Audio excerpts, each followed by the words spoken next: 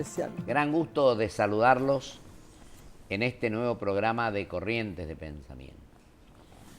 Y tengo que decir con sinceridad y con convicción que es un programa al cual una enorme importancia por dos motivos. Por la presencia de una querida amiga y gran periodista, además de gran persona, que es la amiga Francesca Ambrogetti, que es biógrafa del Santo Padre, y por el aniversario, el 4º aniversario de su designación como el líder de la Iglesia Católica. Querida Francesca, te agradezco enormemente tu presencia hoy en este programa, en el cual estuviste ya alguna vez, pero cuando estuvo con Sergio, bueno, vos que fuiste la que, justo con Sergio, luchaste tanto por el libro jesuita. Me decía que empezó en el 2001 y recién concretaron en 2006. Sí. Así que te dejo, agradeciéndote mucho tu presencia, dejo que vos le digas a los televidentes cómo viste o lo que a vos te parezca más conveniente. Sí, bueno, es un aniversario importante. Es el día que ningún argentino jamás va a olvidar dónde estaba cuando eligieron el Papa. Y bueno, la historia personal nuestra con él, si quieres la recordamos brevemente. Sí, con gusto. La recordamos brevemente porque tiene que ver con la personalidad de Francisco, claro, del que hoy es Francisco. Esto empieza con una reunión en la Asociación de Corresponsales, que yo era presidenta en ese momento, lo invito a la asociación. Porque todo el mundo dice, ¿pero por qué? ¿Por qué hiciste la biografía de Bergoglio? Porque era Bergoglio cuando hicimos la primera biografía, no era claro. Francisco, era Bergoglio. Y a mí me impactó muchísimo, muchísimo, cómo en muy breve tiempo, nosotros lo invitamos en el 2001, tengo la fecha exacta, el 10 de abril del 2001. Había una crisis en la Argentina que se estaba claramente gestando y los corresponsales quisimos escuchar las voces en general de periodistas, economistas, políticos. A mí me pareció correcto escuchar la voz de la Iglesia. Claro. Por una serie de afortunadas coincidencias él vino, porque era una persona muy reacia. Recordábamos que había ido también a DEPA, pero a la Asociación de Diario, pero fueron excepciones. Él era muy reacio a hablar con la prensa y luego la vida, mirá cómo lo puso mirá frente, dónde, ¿no? Por dónde. No quería saber nada con los periodistas y en su primer encuentro, su primera conferencia de prensa había 6.000 periodistas. Alguna vez se lo recordé. 6.000 periodistas, es importante ese número. Y además es lindo recordar, los periodistas nunca aplaudimos en las conferencias de prensa, claro. No, nunca aplaudimos, no es lo correcto, estamos trabajando. Él suscitó en esa conferencia un aplauso espontáneo de todos los periodistas de todas partes del mundo, de creyentes, no creyentes, ateos, de otras religiones, lo aplaudieron espontáneamente. Pero volviendo a la historia, realmente me di cuenta que en muy pocas palabras sintetizó lo que estaba pasando en la Argentina y nos dimos cuenta que tenía una visión, de verdad, esto parece increíble decirlo ahora con la ciencia del después, pero tenía una visión profunda de la Argentina y tenía una visión global a 360 grados. Es decir, miraba a Argentina en un contexto, fíjense qué importante, ¿no? Cuán importante fue cuando él llega al trono de Pedro. Y bueno, ahí un colega ruso fue el que hizo el de disparador porque me dijo, bueno, gracias por traerlo, curas así valen la pena. A mí me quedó el vale la pena. Entonces voy a hablar con Sergio Rubín, le digo, Sergio, vamos a hacer un libro con Bergoglio. Acá yo sentí que era la punta del iceberg, que había muchísimo abajo de esas pocas palabras que nos dijo, había un pensamiento profundo. Pero le costó un gran trabajo, ¿no, Francesca? Y nos costó un gran trabajo, la propuesta se la hice, sí. Le llevé una propuesta escrita a fin de diciembre del año 2001. 2001. Y él se la dobló el papel, se lo metió al bolsillo, déjeme pensarlo. Porque no decía que no, Bergoglio era una persona que es difícil que dijera que no, pero también había que sacarle el sí. Y finalmente esto se concretó en el 2006 y él mismo después, ya Papa, nos dijo, los hice esperar, los hice tener 5 años después. 5 años después, fíjate qué paciencia que tuvimos. Y el libro arranca precisamente hablando de la paciencia, que es una virtud que él le parece una gran virtud. Así que bueno, esa es la historia de cómo nace el libro. Nos permitió durante 2 años, dos años y medio, tener coloquios muy frecuentes con él, nos reuníamos una vez por mes, pero bueno, ya desde el primer coloquio nos sorprendió cuando sacó su propia agenda. Preguntamos, con quién hablábamos para arreglar la próxima? Dijo, no, yo llevo mi propia agenda y saca una libretita, Así tú lo es. recordarás, una libretita negra chiquitita y ahí anotó. Llevaba su propia agenda. Llevaba su propia agenda. Así que en 2006. Esto en 2006 empieza, bueno, y después se publica en el 2010.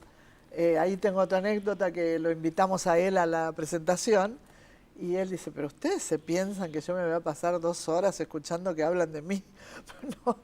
No quiso venir a la presentación del libro, no, eso era todo como era él, ¿no? Sí, y sí. luego, bueno, era la biografía de Bergoglio, no del Papa. Muchísimos me preguntan si en algún momento, a Sergio, ambos nos preguntan, si en algún momento pensamos que estábamos escribiendo la historia de un futuro Papa. Y yo les puedo garantizar que no estaban dadas las condiciones, pero sí yo tuve de entrar un profundo con eso. Qué bueno que él fuera el Papa. Sería buenísimo, pero sin pensar que de verdad... La verdad que sacó 40 votos primero. En esa primera elección claro. En la que él mismo se retira. Él mismo se retira. Porque no quiso someter a la Iglesia a un desgaste en un momento difícil para la Iglesia Católica. No era su tiempo, pero luego parecía que había pasado su tiempo. Y me contaban ustedes, tanto vos como Sergio, que él no se quedaba después de las reuniones ahí a conversar con el resto. Tomaba su carpetita y se iba. Absolutamente. Así, ¿no? Absolutamente. Trataban de atraerlo, porque yo creo que en el segundo conclave había un consenso importante por Bergoglio. Pero parecía, la idea era, tuvo su momento, pasó. El mismo Sergio, que como tú sabes es uno de los periodistas religiosos, yo diría, más importantes de América Latina, el mismo Sergio, con toda su percepción y su capacidad, me decían, hablando, yo estaba un poco más convencida. Digo, puede ser, Sergio, ya está, pasó, tuvo el momento. Aparte de la edad, pero bueno, finalmente él mismo nos aseguró que no lo creía, que estaba convencido que no. Y finalmente se dio ese día mágico cuyo aniversario... Francesco, y ustedes ahora en varios idiomas está el libro y sí, con un tiraje enorme, ¿no? Sí, está traducido en 20 idiomas, en 30 países. Ha tenido era lo único que había. Evidentemente las editoriales fueron rápidas, publicaron rápidamente, porque era un personaje del cual no se sabía nada en el mundo. ¿No? ¿Quién es este Papa nuevo que de verdad que venía del fin del mundo? Del fin del mundo. Del fin del mundo. ¿Te acordás que antes de irse estuvo en La Rural cuando Sergio, los 10 años de su suplemento en Clarín? Muy poco antes de irse, muy bien. Yo estaba ahí presente, habíamos lanzado una guía de religiones que se preparó con Sergio y él estaba muy contento con esa iniciativa. Yo me acuerdo de esto. Y hablaron, ¿te acordás que habló gente de todos los credos, de todas las religiones? Los credos, y eso marca claramente su vocación al ecumenismo y al diálogo interreligioso. Así es. Esa era una vocación fuertísima que él tenía y que cuánto eco está teniendo ahora en el mundo. Querida Francesca, ¿y qué recogés vos en estos 4 años? Ayer se cumplieron 4 años. Se cumplieron 4 años. 4 años absolutamente intensos, con una intensidad despareja, pero creciente, diría yo, una intensidad creciente, que culminan en un 4º año que posiblemente sea el más significativo, aunque imaginemos que de acá en más va a ser años aún más significativos, donde y es el 4º año donde se generan, lo veníamos hablando, las mayores resistencias que están, claro, son reales, pero que para mí me parece absolutamente importante que existan, porque indican que si hay resistencia hay acción, claro, algo está pasando. La Iglesia no va a volver a ser nunca más la que era. Acá va a haber veces la discrepancia enriquece y la obsecuencia perjudica. Absolutamente. Y la Iglesia no se va a volver atrás de muchísimas cosas que el Papa. La huella del Papa argentino en la Iglesia va a ser absolutamente determinante. Ahora que vos decís eso, querida Francesca, me acuerdo el viaje a Brasil con los jóvenes, el de Estados Unidos, que en el Capitolio hubo emoción, incluso en los legisladores, cuando entró al Capitolio fue una emoción enorme, ¿no? Claro. Eso es indudable, sin duda alguna. Donde fue, recogió adhesiones de gran envergadura. Yo creo que a nivel mundial lo han definido tal vez el más grande referente moral de la humanidad en este momento. y a nivel mundial los consensos son, te diría, estoy exagerando por ahí, pero casi unánimes. A nivel de gente creyente, no creyente, creyente de otras religiones. Extrañamente, pero también comprensiblemente, la resistencia es interna, no externa. Es interna. Externamente no tiene resistencia, no se lo cuestiona. Al contrario. Las recepciones han sido de gran generosidad. Absolutamente. Grandeza no se lo cuestiona en el exterior, al contrario, se lo alaba, se lo admira, se lo necesita. Fue por la humildad también, ¿no? Absolutamente. Eso es una de las marcas. Lo que él dejó atrás. Si no se va a poder volver a un papa rey. No se va a poder volver. Porque la soberbia es fruto de la ignorancia, en definitiva. Exactamente.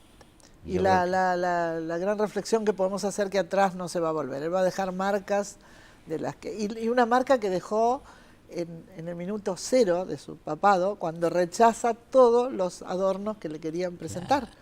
Él rechaza todo. Y la casa donde él vive también. Absolutamente. Él empieza a despojar la iglesia desde afuera de todos los oropeles, los adornos, la exterioridad, la empieza a despojar en el minuto cero y la empieza a hacer crecer de adentro, desde el corazón mismo del mensaje evangélico, que es el que finalmente toca.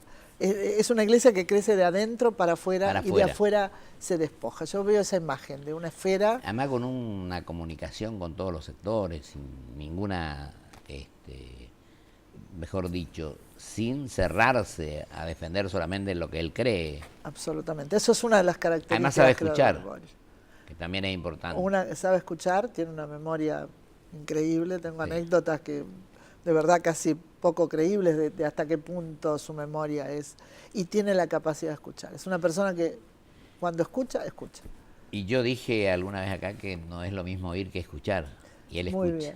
Muy bien, y no es lo mismo mirar que ver. Exactamente. Estamos complementando tu frase. Exactamente. Él escucha y ve, no solo mira, ve. Tenemos varios minutos, así que estamos a tu disposición. Tenemos 10 minutos más o menos. Bueno.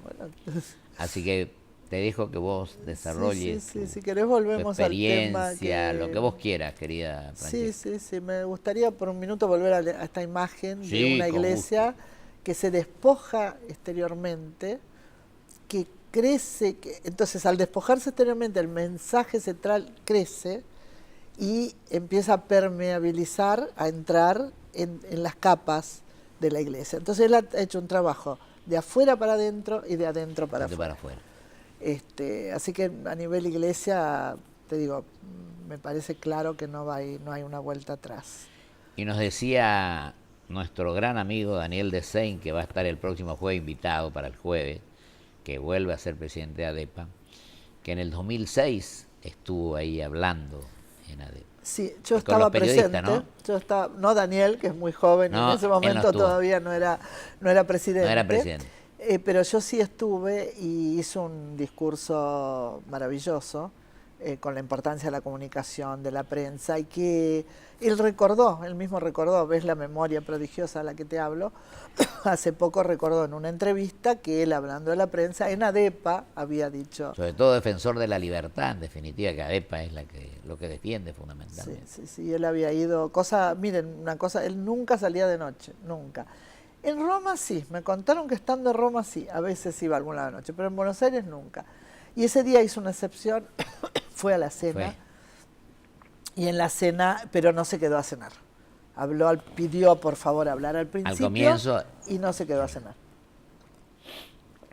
Y pronunció unas bellísimas palabras que las tengo grabadas y las recuerdo. Y como anécdota de su memoria, la he contado varias veces, pero me parece que vale la pena recordarla de nuevo. Sí, con toda tranquilidad. Que tiene que ver con la prensa, un periodista amigo, Jorge Ruillón. Don Jorge, estaba La Nación. Lo contó él, pero yo me apropié de su anécdota porque me parece gran persona. Jorge se lo encuentra un día a Bergoglio, habiendo recientemente se tenía que hacer unos estudios y estaba preocupado. Entonces le pide al cardenal que rece por él. Y el cardenal le dice que sí. Luego se hacen los estudios, le dan los resultados, estaba todo bien. Y los seres humanos tendemos a olvidar lo malo. Entonces todo bien, se olvidó completamente del tema. Se encuentra con Bergoglio 3 meses después, 3 o 4, pero no menos de 3 meses, y lo mira a los ojos y le dice: decime, Jorge, ¿tengo que seguir rezando o puedo dejar de rezar? Y Jorge, cuenta que dice, pero ¿de qué me está hablando? Él había olvidado. Y Jorge Bergoglio no se había olvidado del pedido que le habían hecho. Y de esas, una memoria notable. Me parece emblemática, pero hay muchísimas anécdotas de ese tipo. Recientemente en Roma, que lo pude ver y saludar, no sé, me dijo una frase como diciendo, no, pero yo no me acuerdo de ese tema. Digo, por favor, con la memoria que usted tiene, dice, no, pero tengo memoria selectiva.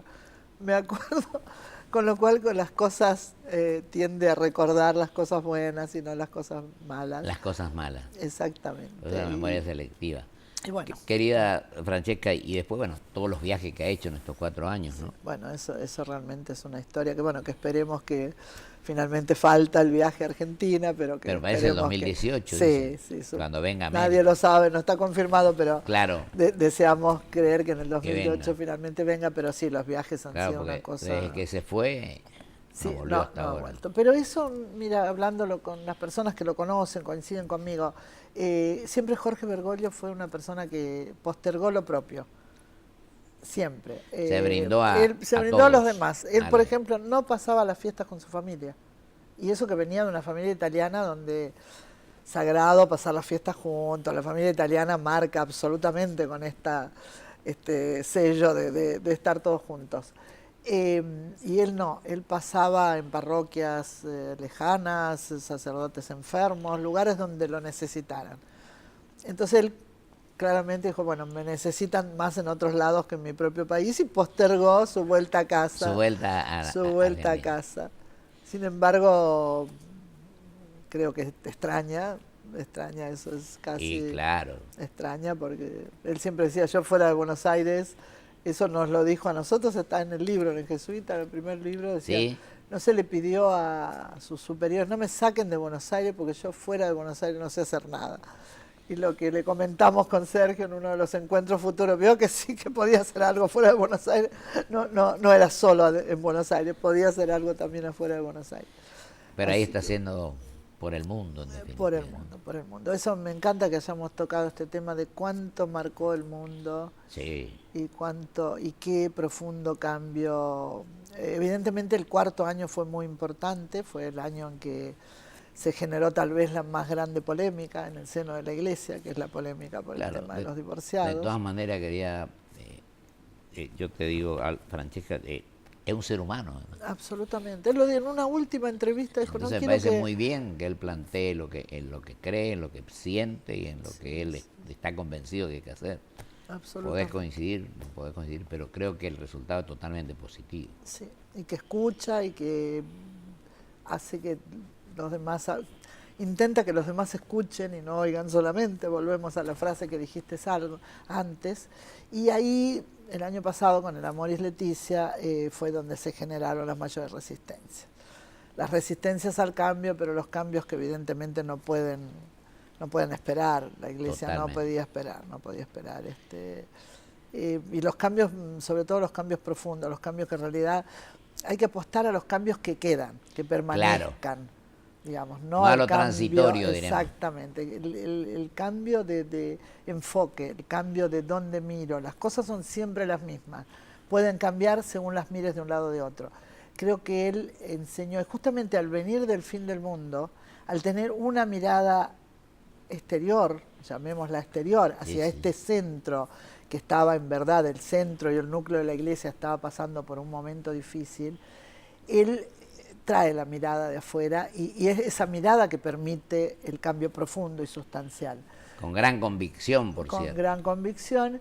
Y esto acá es curioso, lo que decía un periodista italiano, porque en realidad él venía del fin del mundo, pero no olvidemos que venía de Buenos Aires. Claro. Buenos Aires es una megalópolis, es una de las ciudades más grandes, más importantes, más ricas, más vibrantes que hay. Entonces este periodista decía, y no sé si lo escribió en un libro, muy buen periodista italiano, decía, finalmente el que en realidad venía del fin del mundo era Benedicto. Benedicto XVI venía de una aldea alemana. Francisco viene de Buenos Aires, que fue para él, y él decía, Buenos Aires fue el laboratorio de Francisco. Fue el lugar donde él tuvo toda la experiencia del más profundo dolor que vivió la Argentina, sobre todo Buenos Aires, esta ciudad tan castigada en el 2001, en la crisis. Claro, y venía también de los actos, de lo más lindo, de lo más heroico, de actos de solidaridad y de amor. Así que él venía de este centro vibrante y vital, con lo cual muy linda la imagen. Entonces, al que venía al fin del mundo era Benedicto, no Bergoglio. Pero bueno, traía esa mirada externa que es la que permite, la mirada externa es la que permite finalmente influir, porque de adentro a veces los problemas no se ven. Tiene que ver alguien de afuera. Querida Francesca, en este minuto, en un minuto y medio que nos queda, yo te pregunto, ustedes al final, en este libro tan ahora difundido por el mundo, 30 países, ya voy en 20 idiomas, ¿lograron su objetivo insistiendo mucho? Sí, realmente fue, todavía no lo podemos creer, haber logrado convencerlo, ¿no? Convencerlo. Y sí, fue absolutamente difícil. Además nunca decía que no, nunca decía que no. Yo todos los años le recordaba. Guardaba el papel y decía, después les contesto. Pensar, después se los contesto. No es una persona del no. Pero bueno, cuando es no, cuando no es sí, tampoco te lo confirma. Claro. Pero bueno, valió la pena. De todos modos, cuando lo fuimos a ver para arrancar con el libro, tampoco nos dijo enseguida. Eso lo hicieron acá en el Arzobispado. En el Arzobispado. En el Arzobispado, frente a Plaza de Mayo. Frente a Plaza de Mayo, en esa sala de espera que tú conocerás muy bien, muy sencilla. Y recuerdo que un día nos llevó a ver una sala, la mejor sala del Arzobispado, con muebles más lujosos que los de la sala de espera, y nos llevó a verla y dijo, esta es la sala principal y yo la tengo como depósito. Estaba lleno de cajas, es como que rehuía de todo lo que fuera. Y en ese escritorio más chico él se sentaba al lado de uno, se sentaba en la mesa del otro lado. Sí, nunca se ponía en una posición de desequilibrio. Siempre se ponía a la altura de su interlocutor. Así que, bueno, esta persona que se mandó a Roma desde acá está diría, cambiando la historia. Cambiando la historia de la Iglesia y del mundo, diría. Yo te felicito, Francesca, te agradezco enormemente tu presencia. Yo soy la agradecida. Es un momento muy especial, de gran emoción y gran trascendencia, ¿no? De verdad. Así que muchísimas gracias por haber venido hoy a gracias a ti por permitirme. No, al contrario, para mí es un honor y un gusto. Muchísimas gracias. Vamos a un corte y vuelvo con mis conclusiones.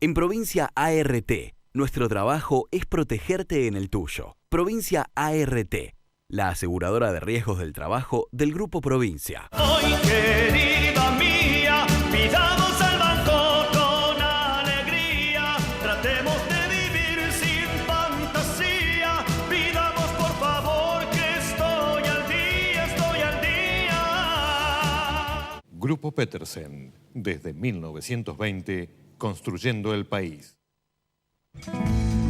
Un banco presente junto a todos los argentinos. Banco Nación.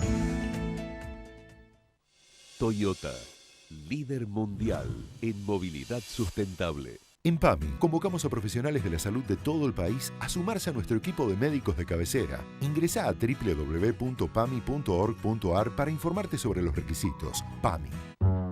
¿Sabías que en ProvinciaNet podés hacer todo más rápido y más fácil? Podés pagar todos tus impuestos o servicios, en efectivo o con débito, con o sin factura. También podés extraer dinero, recargar tu SUBE y tu celular.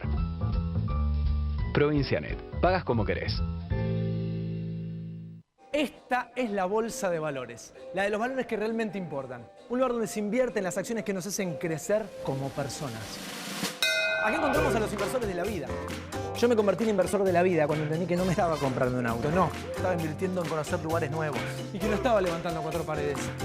Invertí en mi propia historia familiar. Empecé a invertir en las cosas que realmente te importan, porque de eso se trata la vida, ¿no? de vivirla.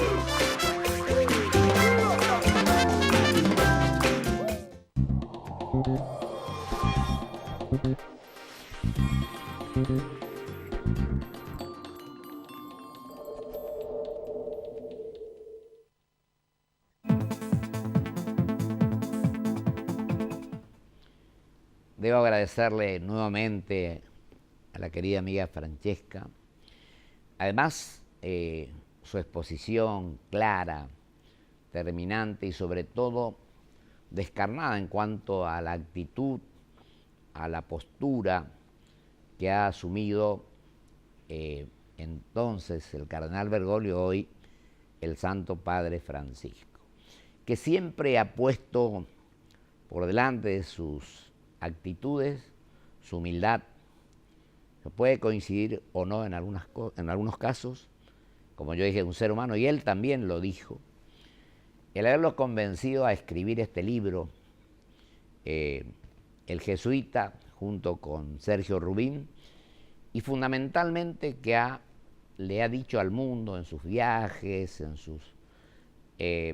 sus mensajes, etcétera, su posición en forma categórica, con profunda convicción y con profunda seguridad. Y fundamentalmente se ha dedicado al diálogo abierto, a escuchar a los demás, a tratar de comprender todas las situaciones con profunda humildad y con profundo espíritu de construir en lugar de destruir. Ha escuchado a mucha gente, ha viajado a distintos países y ha logrado allí el reconocimiento de toda la gente que de una u otra manera trató de interpretar cabamente su postura. Y también el diálogo con los distintos credos, las distintas religiones, escuchando a los más humildes, a los no humildes, a los mandatarios, a la gente que fue a visitarlo, con profundo respeto por los seres humanos, que esto creo que es de una enorme importancia y trascendencia.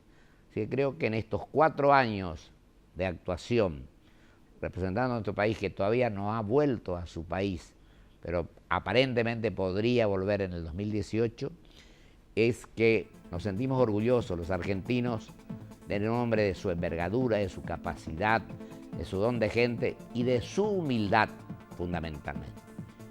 Que Dios nos ayude a todos y que superemos los problemas que tenemos entre todos. Hasta el próximo programa del jueves con el amigo, el doctor Daniel de Sainz, presidente de ADEPA.